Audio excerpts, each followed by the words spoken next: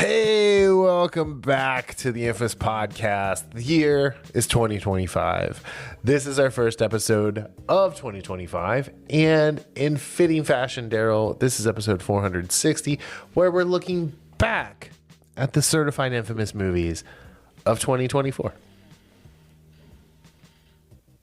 2024 is come and gone. And from a movie perspective, 2024... 2025 better step its game up. Well, I'll just put it that way. I mean, I'm going to be honest. Like, the first big release of 2025 is Den of Thieves 2 Pantera, and I'm stoked for it because Den of Thieves is a highly underrated heist movie. I really liked the first one. Yeah, I just rewatched it yesterday and today. I started yesterday and finished it today. Oh, okay. So, I was watching what's it called? Winning Time, yes, the Lakers thing, and I got done and it's like, oh, I own Den of Thieves, so I'm like, oh, Den of Thieves, let's just watch it because I'm gonna go see the movie in a couple days. Yeah, something else comes out this month? I don't remember. I haven't really looked at the whole schedule yet. So I'm going to go through and do what I did last time and put together my initial list and then add to it as we go. I will say you had your list too, right? My list for what you wanted to see at the beginning of the year, the things we were looking forward to. For this year? For last year. For 24. Yeah. 2024. Yeah. No, okay. I do not have that list. So the only two movies that I didn't see that were on my list are Civil War and A Quiet Place Day One. Yeah. I don't know. I kept seeing Civil War when I would turn on Max, and that's just I would rather watch something else. Yeah. And technically Rebel Moon Part 2, but I did watch the first 8.5 minutes of it before I turned it off. I actually am probably 30 minutes into the extended edition of that. Yeah. And I have been for a while. So, yeah. It's better. No, I take that back. I did not start the Part 2 extended edition. Okay. Yeah, I watched Part 1's extended edition, and it's absolutely better. It just still wasn't good. Yeah. So anyway, next week we're going to do TV. I know we didn't talk about the Dune Prophecy finale. Spoiler alert, Dune's on my list. So we will cover all of that when we talk about Dune Prophecy in the best of TV. Anyway, so the way this works, Darryl picked his top 10. I picked my top 10, and then we each picked 5 honorable mentions. Now, these are not the best movies of the year. These are not the most popular movies of the year. These are our certified infamous movies of the year, which means these are the ones we enjoyed the most. We rewatched maybe more than one time or twice. In the case of The Fall Guy, I think 9. 9 times. It's become a great just background hey, you're on. Let's go. But yeah, so we're going to do that. So we'll go through, we'll each do 2 from our top 10 and 1 from our honorable mention, and do just a couple rounds. So, Darryl, all right, that sounds good. Why don't you go ahead and kick us off, if you will. So although these are not in absolute order, I will start off with my 2 highest rated movies of 2024, which both happen to be animated movies, and no, they aren't anime. So the first one is Inside Out 2. It's on Disney Plus. It is obviously the sequel to, I think, Inside Out from 2015, and this movie, I gave it an 8.5 out of 10. I was worried as I am with all movies nowadays, worried that it would lose the plot because I was a big fan of the first one. This one delivered. This is something when you're dealing with emotions and then the advent of things like anxiety and nostalgia. Every person, not just kid, every person can relate to this at some point in their life where their emotions, different types of emotions tried to take over. Yeah. So this was one of my favorite movies of the year. Not just infamous, but like, and again, I have it tied with another animated movie, The Wild Robot, which, I did not know this was an actual book series. I never read it as a kid. Interesting. I actually don't know when it came out, so I don't know if it was out when we were kids or if it was something that came out in the 90s. But The Wild Robot, it reminded me a lot of The Iron Giant, except with the boy, it was a baby goose that the Wild Robot wrote. Okay. It's an amazing movie about, family, sacrifice, and it's just awesome. And, how you think of yourself. I thought it was fabulous. And your one of your favorite actors is one of the main character voices. Jai Courtney? Pedro. Puffy? Oh, Yeah. Puffy face. And That's my nice. honorable mention is, and again, I know this is one you did not like for various reasons. I couldn't put, even though it's rated higher than some of my top 10, I couldn't quite put Dune Part II in my top 10 list. Sure. And the reason because is as much as I like it, and I like I said, I liked it a lot more than you did. Mm-hmm. I still can't get past some of the egregious changes they made in this movie. It's still cinematically brilliant. Like the special effects, the costuming, the cinematography, sound, the acting is great. Again, the story is fine, but when you compare it to the story of the original book, that's when it has major problems. Right. If I had never read the books, I would have really liked this movie. Okay. But because I read the book, even though I gave it a 6.5 out of 10, that's as far as I could go with it because I know what they changed and I know how it changed the movie and how it changed the story. So those are my first two top 10 and my first honorable mention. Cool. All right. So for me, my first two are The Fall Guy, which is actually my lowest. Well, no, there's a couple of them are tied for this.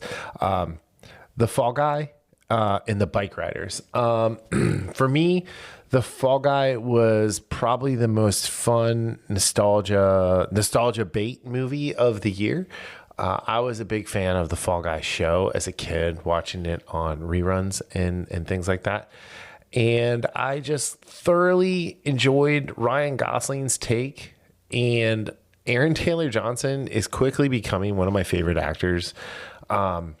Even when he's in like bad movies like Craven, he's still like really, really good. I was talking about rewatching Den of Thieves, right? I was rewatching Savages today while I was working, and it's like completely different role for him. Taylor Kitsch, it's a pretty like, Taylor Kitsch type role, but like Aaron Johnson playing like the stoner science guy, that was pretty cool. I enjoyed that. And then the Bikeriders, Tom Hardy is amazing in the Bikeriders, and my my little man crush on Austin Butler just grew throughout the year because he was the best part of Dune Prophecy or Dune Part II. And then Jodie Comer was like the surprise character of the movie. She was the one that I wanted to like, because she was the narrator and things like that. It was like it was kind of her story, but it was just really interesting to listen to her, to see her point of view from all of this. That was like a true story. And being a Midwest kid, like this bike group, they or biker gang, MC, if you will, they went all over. And so it was really cool watching like the Midwest get filmed on like highways that we drive on when we do road trips, when we're going out west and things like that. My honorable mention is I have a soft spot for coming of age movies. And this was a good one. It was called Snack Shack. And it was a couple of teenagers who were trying to raise money over summer break because all their money got stolen, and they tried to brew their own beer, and just the hijinks that ensued were really fun. And it's pretty reminiscent of like some older like 80s, 90s movies, and last year's the one with Jennifer Lawrence. it just totally The one on mind. Netflix. Yeah. What was that? You know the one I'm it talking did about. start on Netflix. Yeah. Yeah. But That was actually a surprisingly fun movie. right, it was on both of our lists last year, which is why I'm sad that I'm forgetting about it. But yeah, like all three of those movies were fun, were interesting, were good. The Bikeriders in particular is one that I haven't watched as much as The Fall Guy, but I have watched it twice, and it's just it's such a cool like it's like Sons of Anarchy, but like in the 50s. No hard feelings, by the way. It's a movie. No hard feelings, thank you. Snack Shack gives that like vibe, like that like 90s, 80s rated R like teen comedy. Okay. So, all right, what do you got next? So I'm gonna jump around my list and touch base on one that I shared with you in my top 10, and that is The Fall Guy. I gave it a 5.9 out of 10. When a lot of people say 5.9 out of 10. I mean, again, there's a difference between good and just absolute fun. Yeah. And this Fall Guy was one of those movies I was not looking forward to. I will absolutely, because I'm tired of remakes. I'm tired of reimagining this. I had so much fun with this. Is one of those movies that watching it, like 30 minutes in, I'm like, I'm having a lot of fun watching this movie. Right. Now, and while I am not as on the rewatch train as you are, this is a movie that somebody asked me, hey, you want to watch The Fall Guy? Sure. That's why it makes this list. Yes, it might be a 5.9, but it's pure unadulterated fun. Like you, Brian, I love The Fall Guy growing up. I mean, love that show. And it does pay good homage to the show with its, nice little twist. Like you said, Aaron Taylor Johnson. I mean, I really like. I mean, he's come a long way since Kick-Ass. Oh yeah.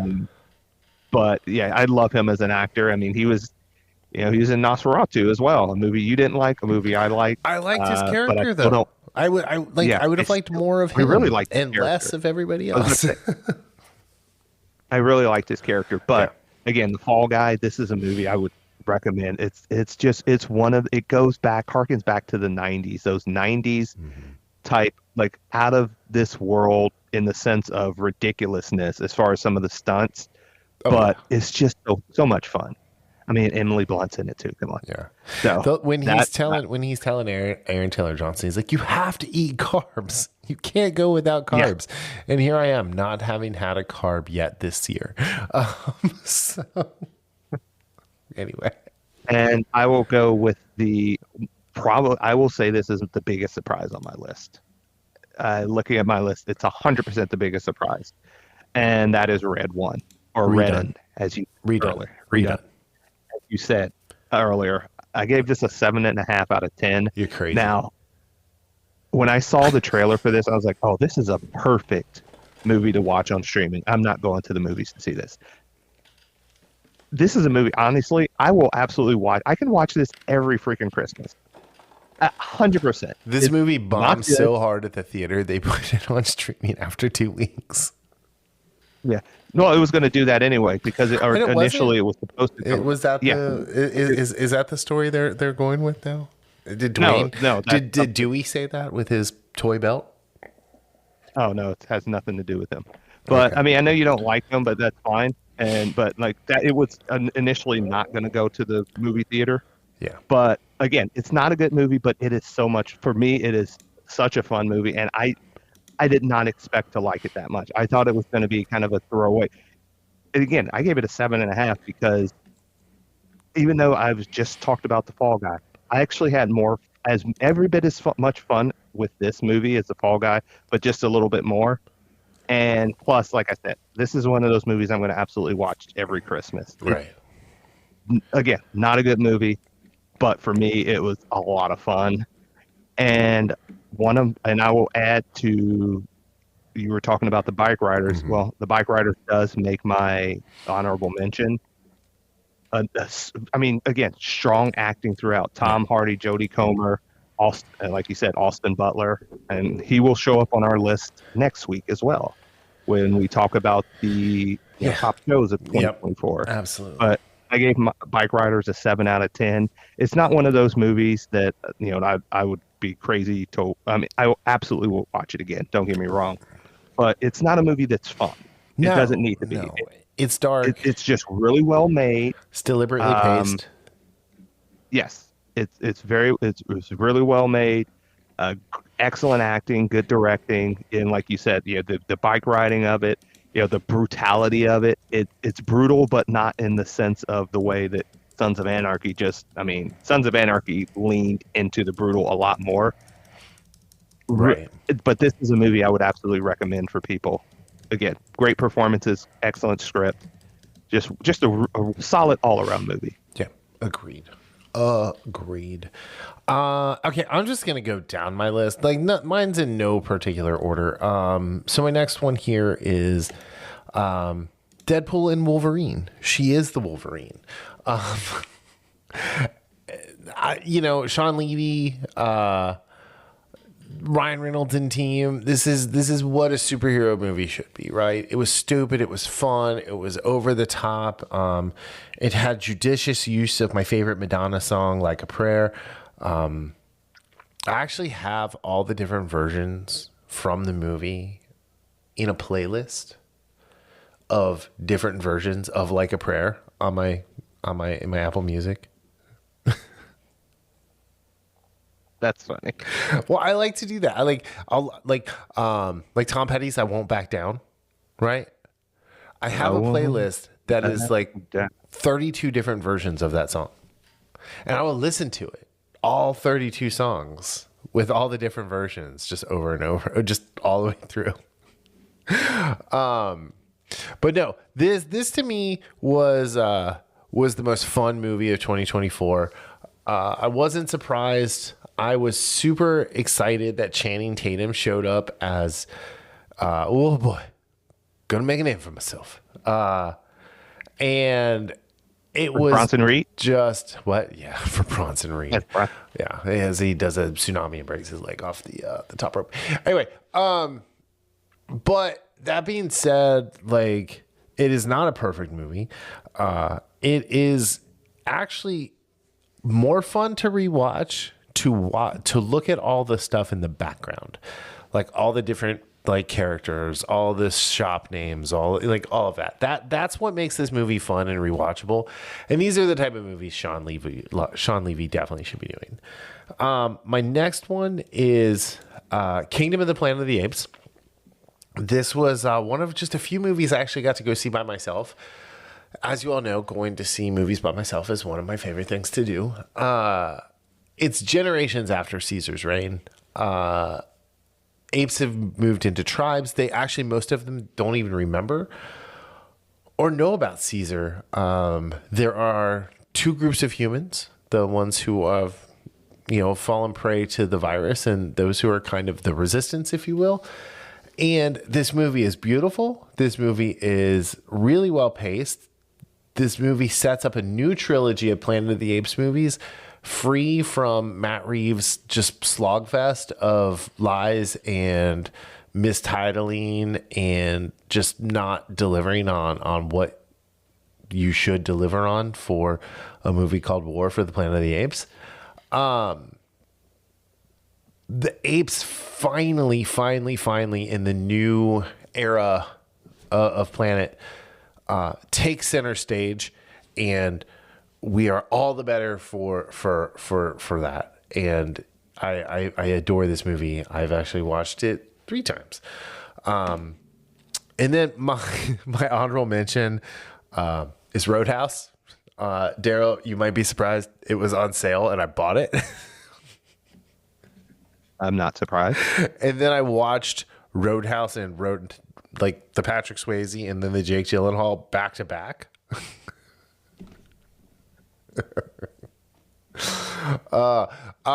We reviewed this. I love this movie. It was campy. It was ridiculous.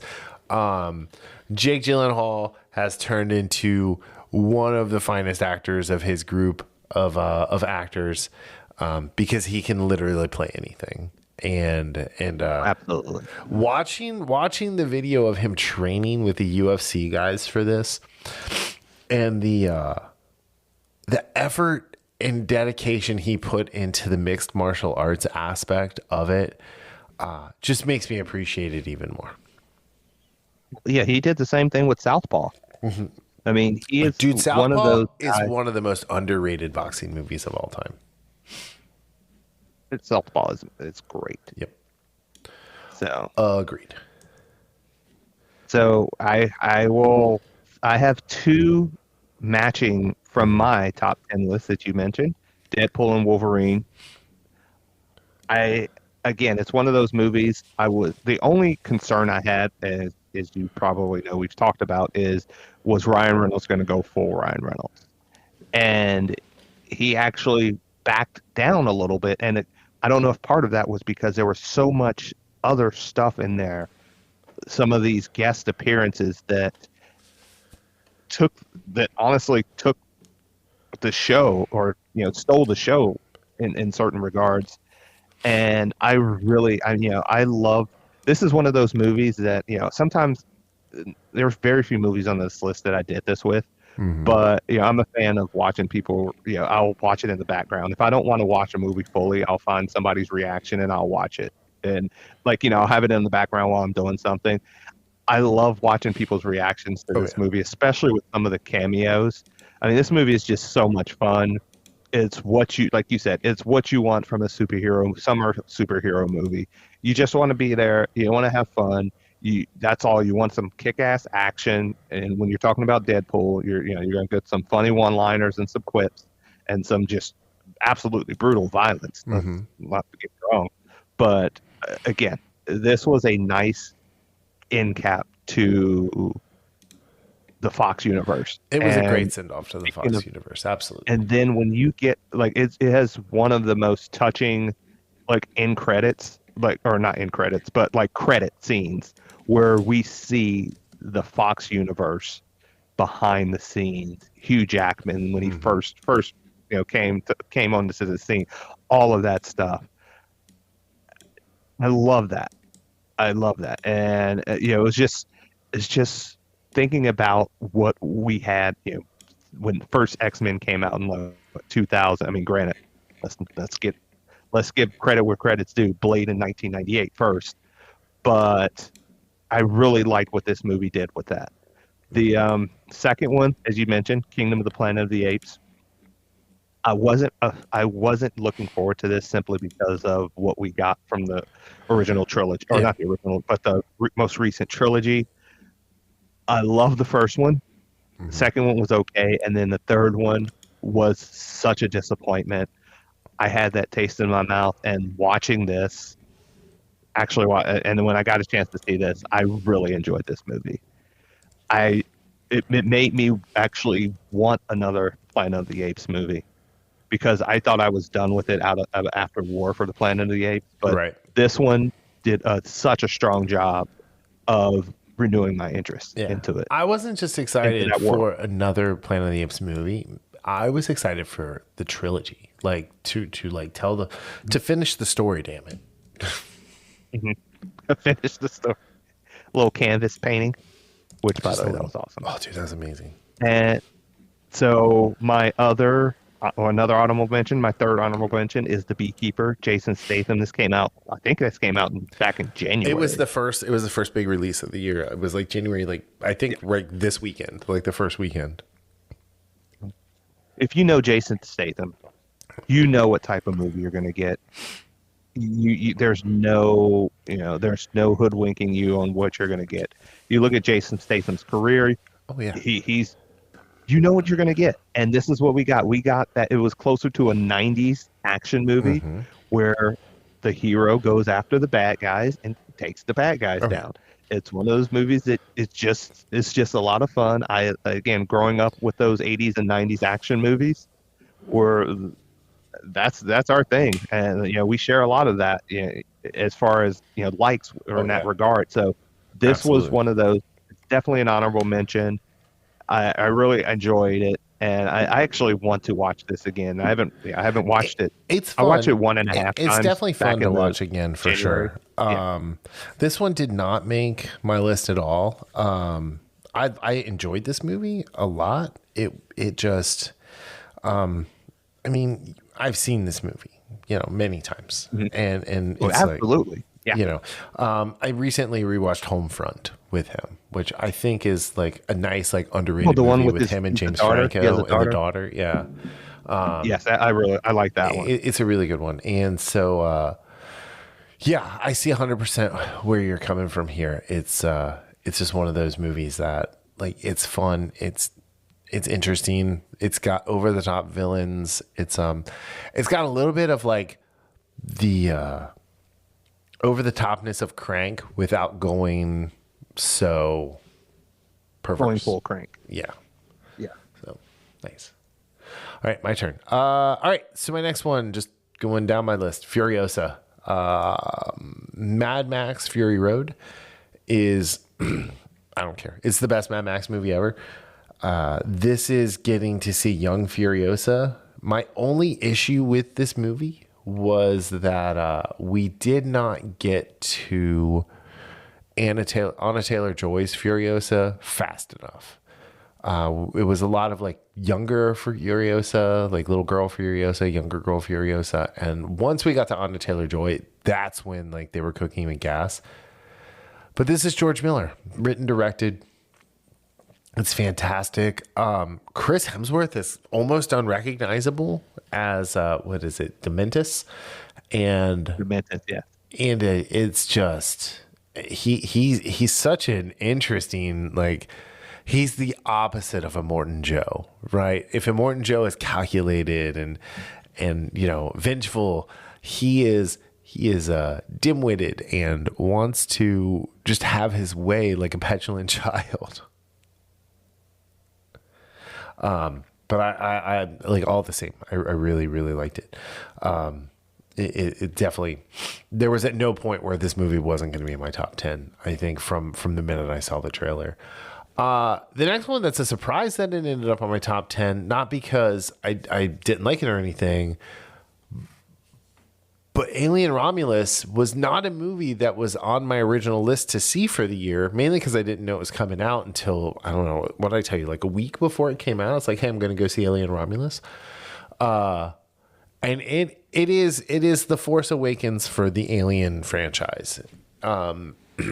It hits all the beats from the original Alien movie. It has a new protagonist. The only difference is they didn't gender swap anybody for that. But of the characters that they gave us, there was just a ton of just rich character development that happened in this horror movie, directed by Fede Alvarez. And it was a true sci-fi horror movie. I mean, there's some pretty cool like kills and deaths and things like that happen in this. And like the one guy has the acid fall on his leg and burn through his leg and then burn through the ship and then burn and pull him out into space.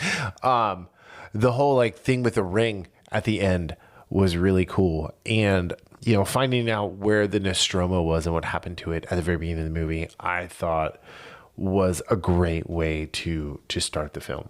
But yeah, it just did a great job honoring the legacy of especially the first two. All right, my honorable mention this time around is it's Bad Boys for Life, or like Bad Boys 4.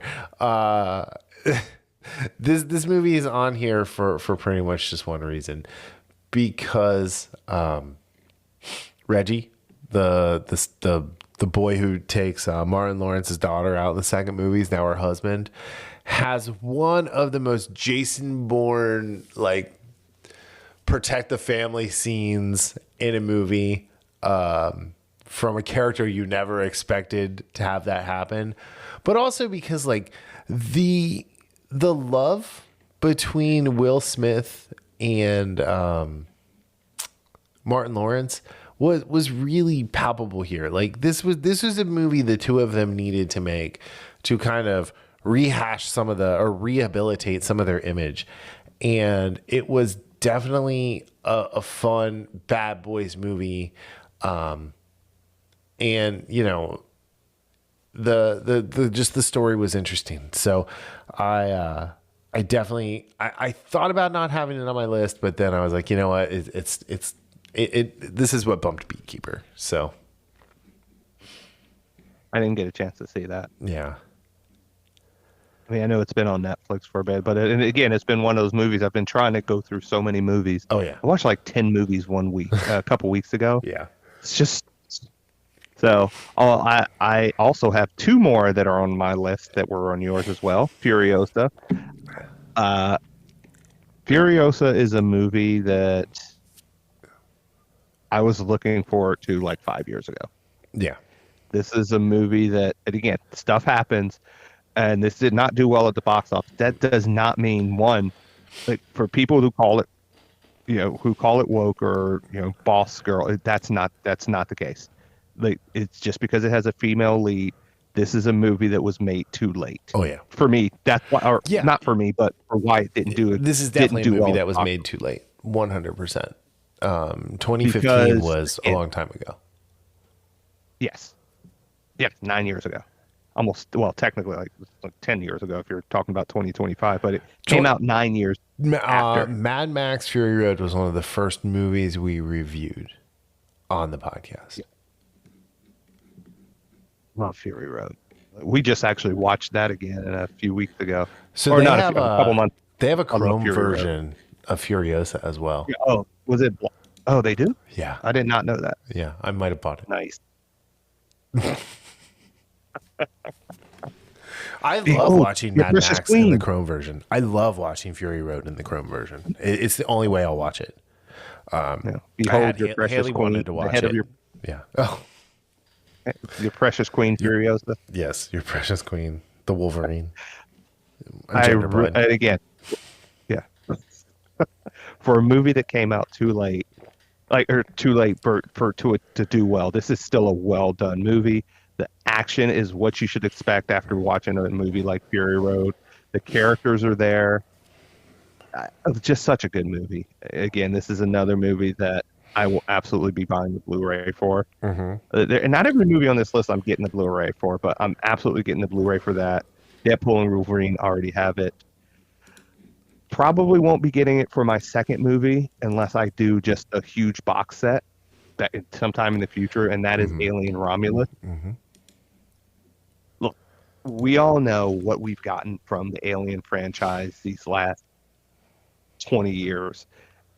For the most part, not good. And even some of the stuff that has been interesting or had interesting aspects for it, like Prometheus, it just still was missing something. Yeah, and most of them never really recaptured the alien vibe. They're all just kind of derivative. Yeah, this absolutely did. And you saying this was the Force Awakens for aliens or Alien? That's such a... Because again, the Force Awakens, as far as you're going for the prequel or the Disney sequel series, Force Awakens blows all the other two that follow it out of the water. Now, I'm hoping whatever we get from Alien, coming up, one of the shows that are going to be on my list is Alien Earth. I'm very curious to see where this show goes. But this was absolutely a sci-fi horror movie. There were some very tense moments. The character development was okay, but the character motivations, in the sense of even the characters that you didn't really like or didn't, you were talking about the guy that got burned who despised droids or androids. He had a reason. Right. He had a reason why he did not like or trust them. The main character, I thought she did a solid job. Her brother, which was an android, he was my favorite part of the especially when 100%. He got the upgrade. I really like this movie. It was one downgrade. Of those. Yeah. Yeah, this was a movie. I was actually surprised at how much I liked this movie. Now, I did not like the ending. I wasn't a fan of how they wrapped it up, but for the most part, I really enjoyed this movie, and it's another one that I will absolutely be watching in the future. Yeah. Next on my list, as far as honorable mentions, and this is another one where I did not think it was necessary, but I'm glad I actually watched it because I thought it was a good job. It was a good movie. Quiet Place Day One. Nice. I thought Quiet Place was great. It was unique. Quiet Place 2, it was fine. It's funny enough, my favorite part of Quiet Place 2 was the first part where you see the invasion. So this is what we get in Quiet Place Day One. It's cool. all about the invasion. Nice. It's you have Lupita Nyong'o. Oh, cool. I love her. She's awesome. You have Eddie from Stranger Things, and what is his name? And he was in Gladiator too as well. What is his name? Oh, he was one of the emperors. I don't remember his name. Though. Yes, but like their dynamic in this movie is so well done. And there's also a cat that tries to steal the show. Doesn't quite steal it, but damn cat almost gets him killed. Is the actor Joseph Quinn? Yeah, I really would like him.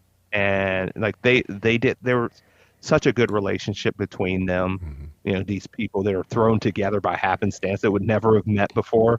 Right. And I thought it was a very solid movie. It's not quite up to my top 10, but still a solid movie that I would absolutely recommend, especially if you like either of the Quiet Place movies. Cool. All right. My next one is Monkey Man. It is the Dev Patel directorial debut. He also co-wrote it. He's this guy who kind of was supposed to be something in life and he wasn't. And he's a fighter and he's always fighting. And when I say he's a fighter, he's not just like a martial artist or an MMA fighter. He fights for everything. And you know, he lost his family at a young age and things like that. And it was how he deals with failure is one of the most interesting things I saw in a movie this year, because like we don't do things where people fail anymore in movies, especially if it's a woman or a person of color. Like they don't have flaws. And it's why, you know, this year was a B plus. Last year was probably a C at best. The year before that was probably a D at best. So we're getting to see really good fleshed out characters, the good and bad of the characters. The whole Monkey Man thing with the white monkey and the mask that you see in the preview and things like that. He's a bare knuckle boxer who's just trying to like raise money and do this and do that. And he's a waiter and he's trying to do this and do that. And then it ends up, he finds the person who killed his family and then he trains to get revenge. Do you remember Kickboxer with Jean-Claude Van Damme? Doesn't. The one where his brother is like the Muay Thai champ and he fights Kong Lee or whatever his name is. Alexio. What? Kung Po. Thank you. It was Kung Po. He fights Kung Po and he gets his back broken or dies. I forget. This had the Kickboxer vibe to it because like Jean-Claude Van Damme tries to fight. He can't he learns to fight, things like that. Not Bloodsport. What he goes through and how he trains and like how he unlocks in his head what he needs to do to really realize like, yes, Project Mayhem does work. His name was Robert Paulson. Let's go. It's a very frenetically shot movie. I told you before we started filming or recording, it is like part John Woo meets David Fincher music director with quick cuts and things like that. But it's also a strangely beautiful film. The coloring is really cool. There's a lot of red, just like a lot of red overtone. So very like early John Woo, just martial arts. And yeah, this movie's been, it was a joy to watch in the theater on the big screen. And it was even more fun to like kind of sit down and watch at home and like really soak it in. Which is why it made my list. My next one is another one of those just like super fun movies, but it's a sequel that happened too late. It's also a sequel to a movie that I liked that I did not like the original, which is Twisters. And part of the reason Twisters is so good is because Glenn Powell is probably like the most fun new actor out there, and then Daisy Edgar Jones was like, she was anything but the girl boss. She had like such imposter syndrome. She was so down on herself. Like, again, she's one of these characters, like she was flawed, but she overcame those flaws, and she did it with the help of Glenn Powell's character, who is a tornado wrangler, whereas she is this like, you know, college trained meteorology person, but like she just loves storms. And I don't know, I thought the special effects in this movie were really cool. I thought the storms were really cool, and I really liked the story, which what I thought was going to be kind of a like one-dimensional, like kind of rehash of the first one. I'm so happy she wasn't related to Helen Hunt, or Helen Hunt's character. That I really enjoyed Twisters too. Twisters. And then my honorable mention here was Abigail. Did you watch Abigail? Oh yeah, we went to see that in the movie. The vampire ballerina thing was just awesome. You know, Matthew from Downtown Abbey, Dan Stevens, I thought was great in this movie. It's another one of these. It's part heist, it's part kidnapping, it's part horror movie, it's part comedy. It's just like next Halloween, like next October, if you do like 31 Days of Halloween or whatever, like throw this on your horror movie list. You'll enjoy it. It's a fun one. That's all I really have to say. Yeah, it did not make either of my lists, but it's one of those movies I really would have loved to not know anything about going in and just watch it for what it was, because obviously I saw the trailer, so I knew what it was. If I didn't watch the trailer, I wouldn't have seen this movie though, based on like just the premise. Well, what I'm saying is, but I know what you're saying. So again, I just watched did a reaction. I watched a reaction video to it with this couple that we've been watching for years, Nikki and Steven React. They had no idea what this movie was about. I mean, they get suggestions from obviously their fans, and so they did not know that she was going to be what she was. So watching them when she gets kidnapped, and then them getting pissed off because they're kidnapping this little girl and being mean to her, and then their faces when they see what really happened. Again, this did not make my list, but I had a lot of fun with this movie. Again, it's not a great movie, but this was the other thing that's important. This movie doesn't take itself seriously. No, not at all. It knows what it is. It could have really bombed in the sense of, like, I could have given it a 1 or a 2 if it would have tried to be serious and just was what it was. But this movie, they know what they were trying to do with this movie. And that's why it was such a fun time, because of that. So with that, and again, Monkey Man, I really wanted to finish that. I haven't finished it yet. I will be finishing it, but I didn't finish it quick enough to be on my list. Sure. So my last two of my top 10. One movie, I wasn't sure if it was honorable mention or not, but the second half of the movie was so strong, I had to put it on here. And it's another animated movie, and that's Transformers 1. Mm-hmm. I will say Transformers 1, whoever did that first trailer should never be allowed to do trailers again, because that prevented me from going to see this movie in theaters. I waited till it came on streaming.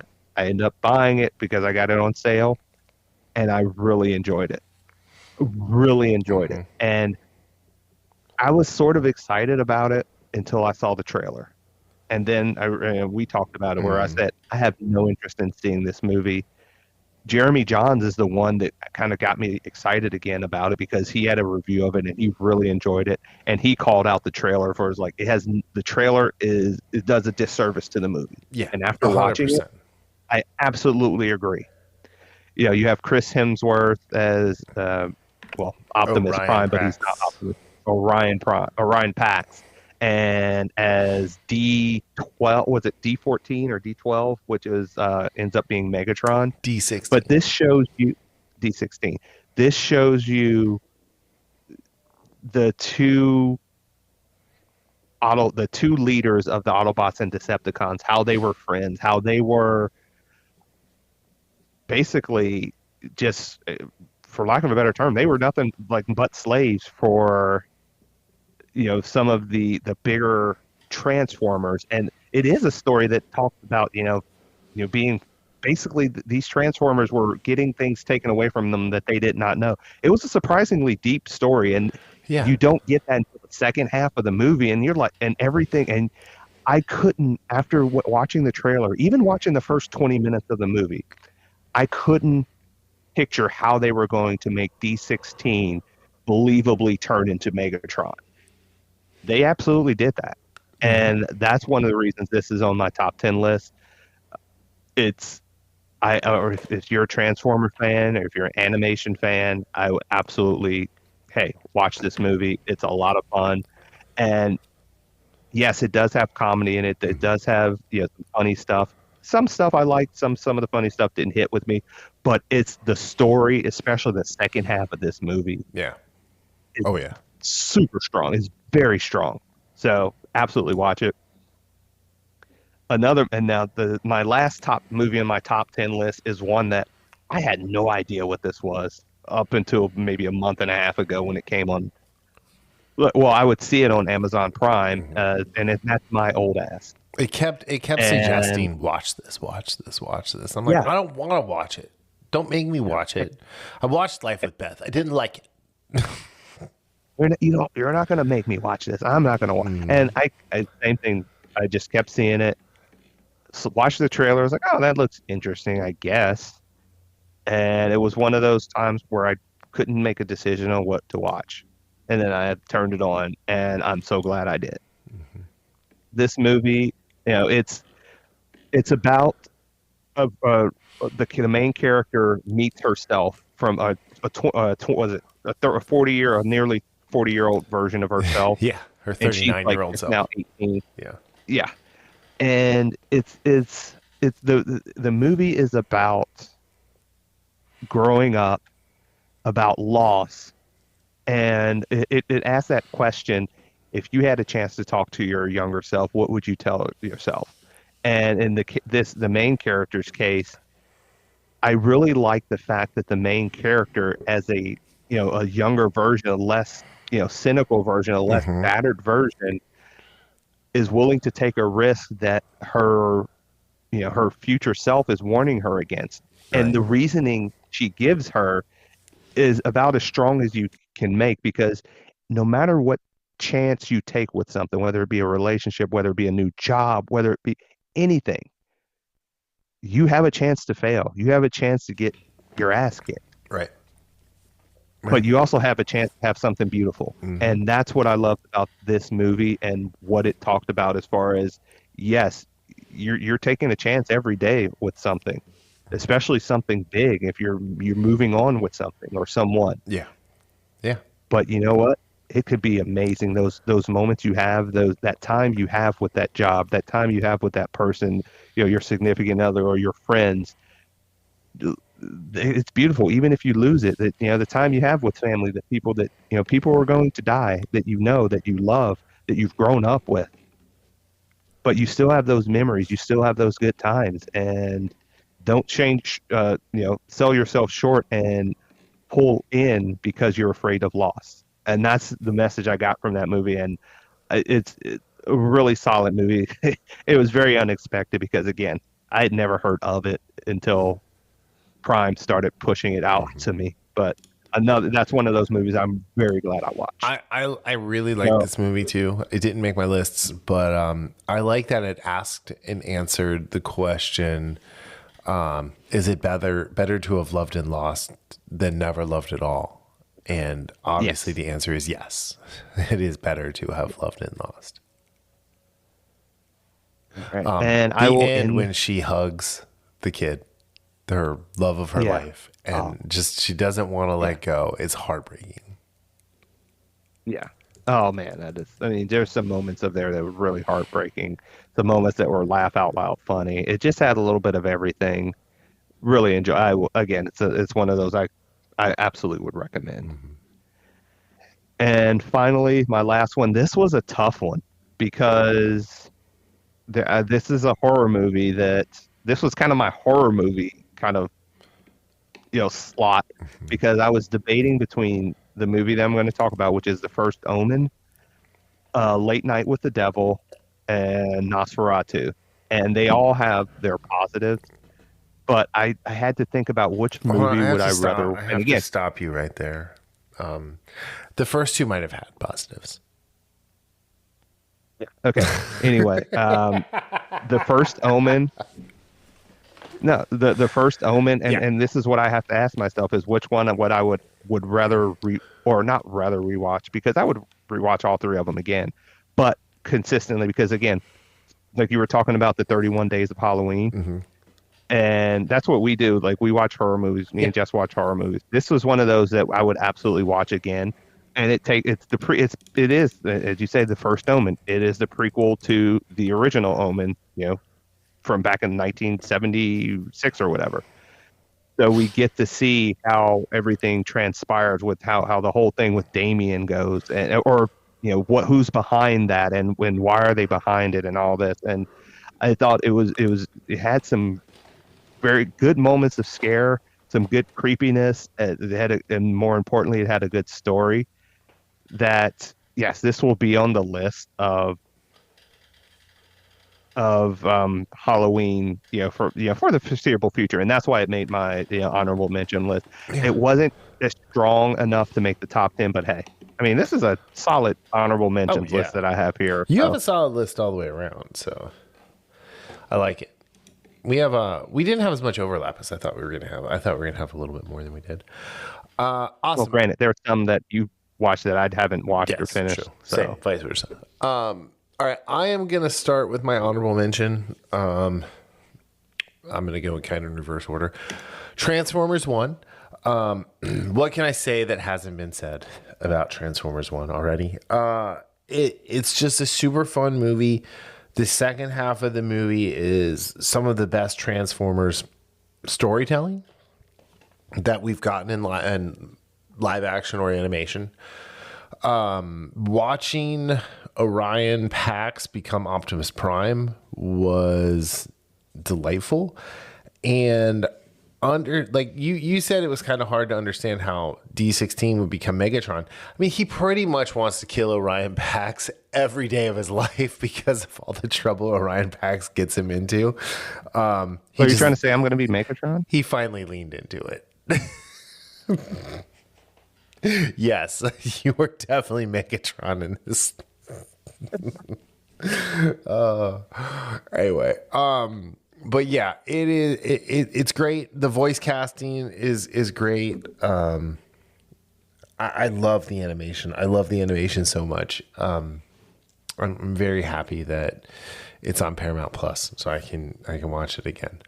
Okay, so my second to last, my penultimate top 10 pick is Blink Twice. It's the Zoe Kravitz directorial debut, starring Channing Tatum and what's her name? About the he's about a billionaire. Channing Tatum is Naomi Ackie.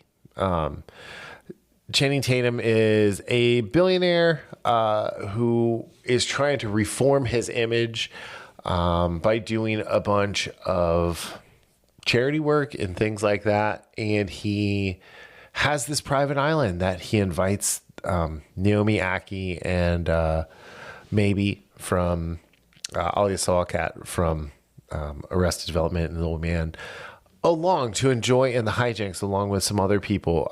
This movie has an amazing cast. Naomi Ackie, Channing Tatum, Christian Slater, Simon Rex, which I was like, Simon Rex is still alive? Holy crap.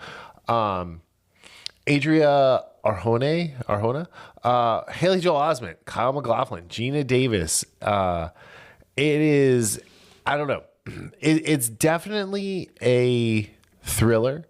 It is definitely a like kind of sit on the edge of your seat that's watching.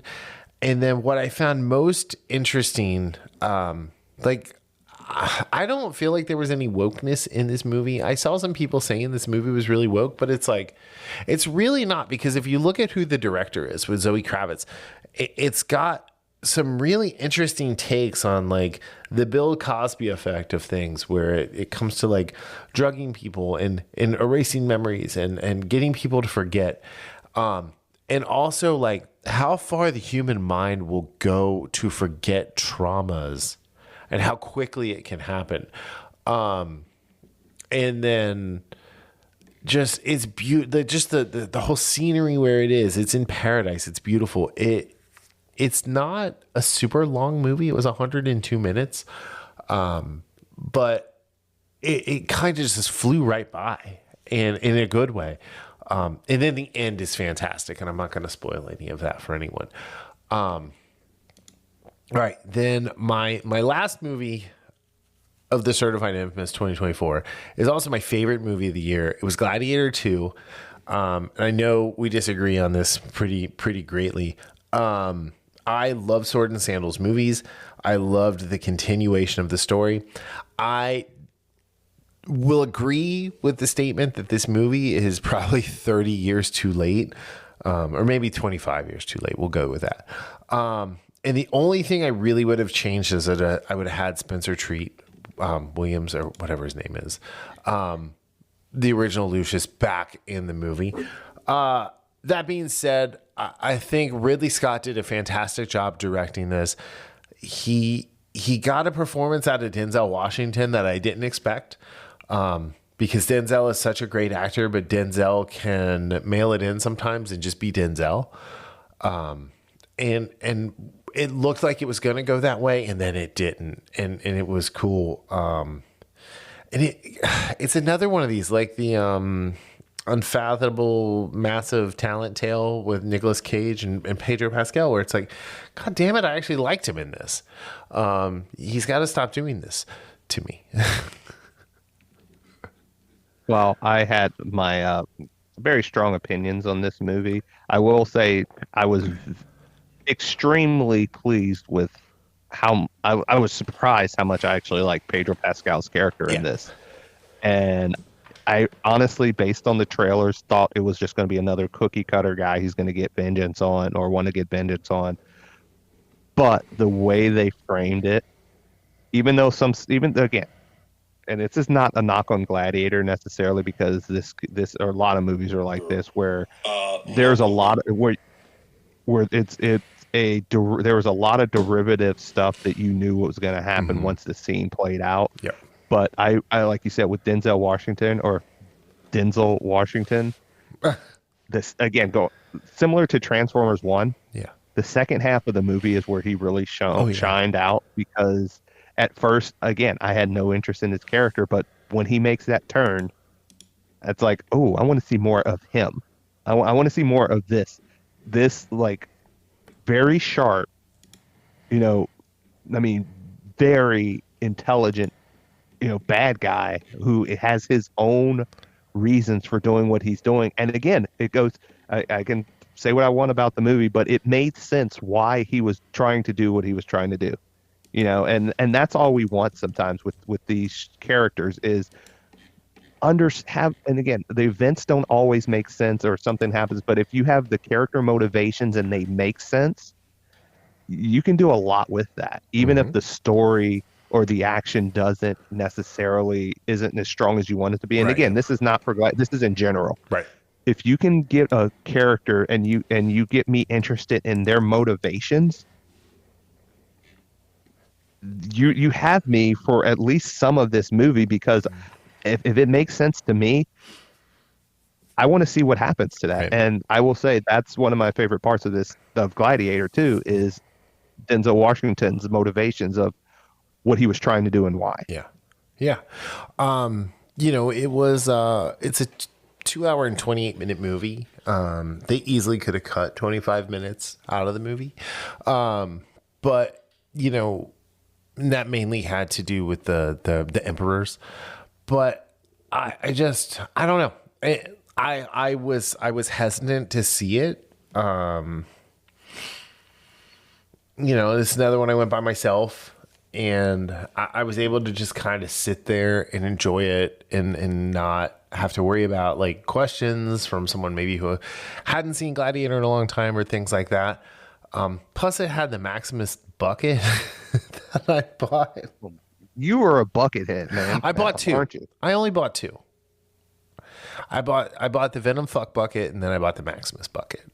And the Venom bucket has Rapunzel in his mouth right now, thanks to Haley, who is 17 years old and has thought it would be funny, and it's hilarious. So, yes. Anyway, so it's quite funny that this was your highest rated movie at 8.2, and my two highest rated movies of the year were 8.5. Those were the only movies that were over 8 for either one of us for this whole year. I only had one movie over 8. Maybe I'll at some point I'll put out screenshots of our lists of what we did. Because I put like everything on here, like Lisa Frankenstein almost made my list. I loved Lisa Frankenstein. I thought Diablo Cody did a great job with that. Code 8 Part 2 definitely did not make my list because that movie was hot trash. Killer did not make our list. What? That's it. The Killer. Yeah. Oh yeah. Fuck that movie. Driveway Dolls. Driveway Dolls was crazy interesting. And a really fun movie to watch. The Killer's Game. The Killer's Game is one of my higher rated movies of the year, and it still didn't make my list. Maxine was a great ending to the Pearl trilogy. I had Three Musketeers, Milady, which I still think it didn't make my list. I think it didn't make my list because of how much it came down as far as for me. Yeah. How good the first one was, and the second one just did not hold that. And though I gave it a 6.5, which if you look at my list, there are movies on here that are objectively lower rated, but I had more fun with. Not a bad movie at all, but it's still a good movie. And I think if you look, and I'm not sure if they're going to do a third movie, but that's one of those that made my list. Twisters, that was over a 6. It didn't make it on here. The fault. Well, no. Godzilla the X Killer's Kong, Game, like you said. That was a fun. The Killer's Game. Yeah. Oh yeah. Killer's Game. And by the way, again, as much as I still gave as many issues as I had with Gladiator 2, I still gave it and again, we talked about it in our review. I gave it a 6 out of 10. So it's not like I gave it like a rating like Incoming or something like that, or Salem Slot, which got a 4, or Atlas, that Jennifer Lopez Atlas movie that got a 4. I didn't even watch that one. Like the Ministry of Ungentlemanly Warfare. That was a fun ass movie. It was really good. Like I was saying, Godzilla X Kong New Empire. That was the best of the Godzilla Kong movies since Skull Island. You have them fighting in Rio de Janeiro with Mothra. It's amazing. There's just things like that. Trap. I liked Trap, but I like Trap a lot, but it wasn't one of my top 10s. But yeah, I don't know. It was an interesting year for movies. It was definitely like a B+. Yeah, I have it as a B, like for this year my movies. So, but yeah, I'll agree with you. It's a B. We'll go with the B. Yeah, there was there weren't many great ones, what I would call great ones. There were some very good ones, and there were a lot of ones I would call solid. Yeah, which is in that 6 to 7 range. That's most of my list is between 6 and 7. So, if Gladiator 2 doesn't come out, I don't know what my favorite movie of the year is out of all of this. Maybe Furiosa, probably. Frozen Empire? What did I give? Hold on. I gave Frozen Empire was a 4 out of 10. I gave it a 4.5. Yeah. Which I still think that was too high. It might have been too high. Yeah. What was The Killer? I gave 2 out of 10. Dune Part 2 was a 4 out of 10. I gave Killer a 1.5. I Yeah. despise that movie. That was horrible. Killer Heat was a 3 out of 10. That was an Amazon Prime movie that was awful. No, I didn't watch that. Yeah, I mean, those were like the bad. I tried not to watch like really bad movies, like, you know. Moana 2, I gave a 4 out of 10. Yeah, Nosferatu, Movie I was gave terrible. a minus 10 out of 10. Nosferatu, I have it as a 7 out of 10. But again, I give it a 5.5, but like just because of like it's cinematically, it looked really interesting. But that's what I mean. Like it's and I'm not comparing it, but when we talked about, say, for instance, Oppenheimer, that's one of those movies that from a technical standpoint, and again, Oppenheimer is better than Nosferatu. Yeah. That's not a question. But it's similar in the vein of there's some technically brilliant stuff in both of those movies. It's not one of those movies I'm probably going to watch again for a while. Here's a fun one. I hated Justice League Crisis on Infinite Earths Part 1 so much, I refused to watch the other two.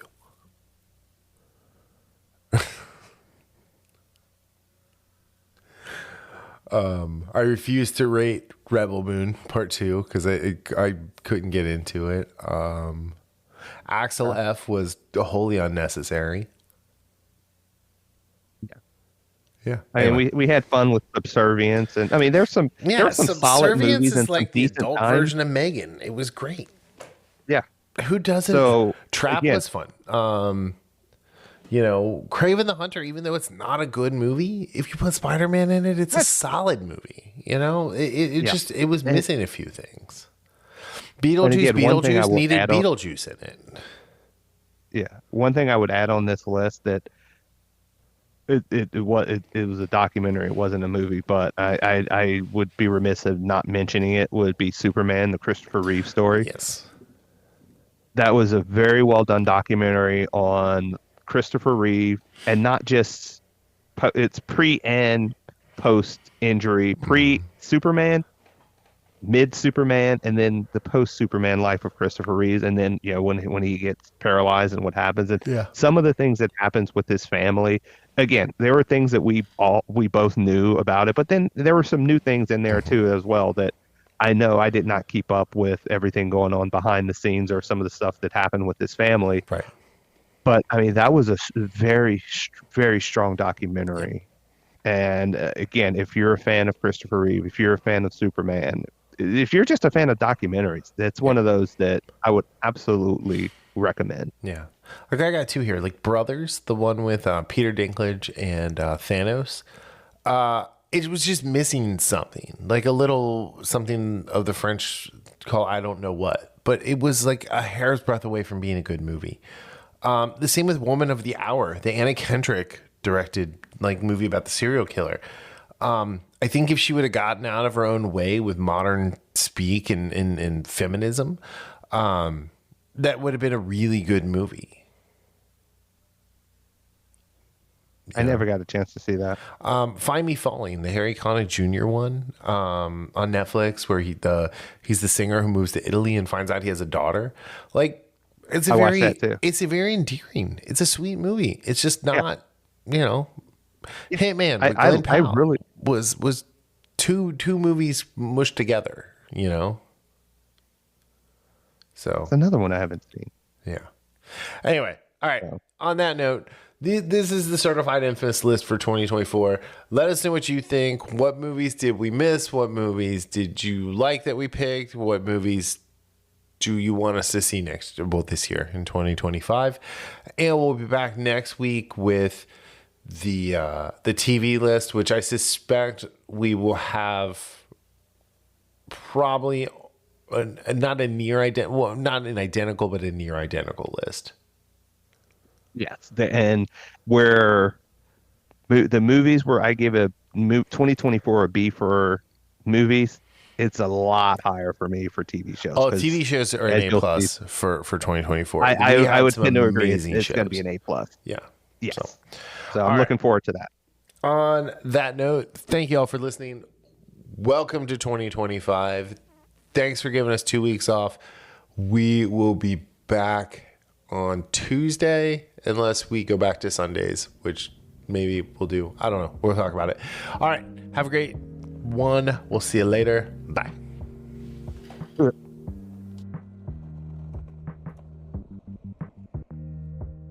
The Infamous Podcast is recorded in Kings Mills, Ohio, just north of Cincinnati. You can find new episodes every Sunday on Apple Podcast, YouTube, Spotify, Google Podcast, our website, or anywhere podcasts are downloaded.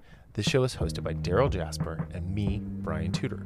To find more information about the show, visit us at infamouspodcast.com and follow us on Facebook and Instagram at Infamous Podcast to keep up with the show. We also have a Patreon page, patreon.com/Infamous Podcast. We have some great rewards for our patrons and are looking for help to grow the show to bring you more of the content you want to hear. Music for this podcast is provided by Michael Henry from meetmichaelhenry.com.